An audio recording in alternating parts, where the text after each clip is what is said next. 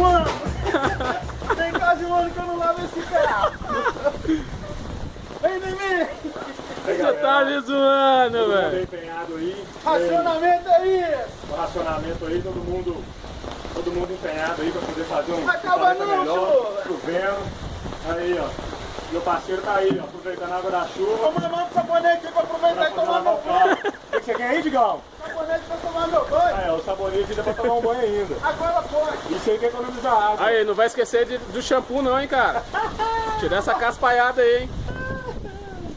Aí, todo mundo empenhado aí, ó. Esse é o Lava Jato do Digão. Aí, ó, 30% aí, ó, Dilma. Tô fazendo minha parte, viu? Tô fazendo minha parte aí, ó. Ó, 30% ele economizado aí, ó. Ainda tô ajudando pra tomar banho mais tarde.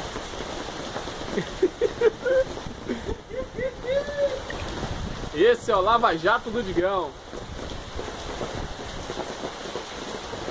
Aí, Digão, quanto é que tá pra lavar o carro aí, mano? É de graça.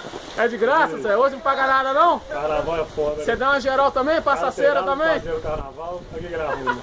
Pra lavar o carro na chuva, pra poder pegar a corzinha e falar que curtiu o carnaval. Eu vou te contar, né? Ô, Digão, e a cera também é de graça, é completo? De graça. Ainda Aí. vou passar pretinho. Ô, maravilha! Vai passar pretinho aí, Vai passar o pretinho. Aí, ó, família, ó. Tá vendo? Digão, exemplo da família aí, ó.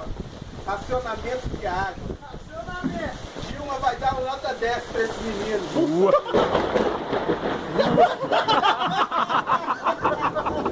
Ah, Zé!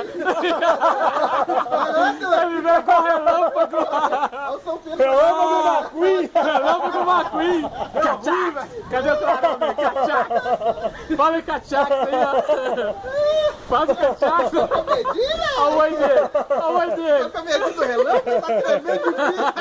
Olha o oi dele! Vai, bobo! Cadê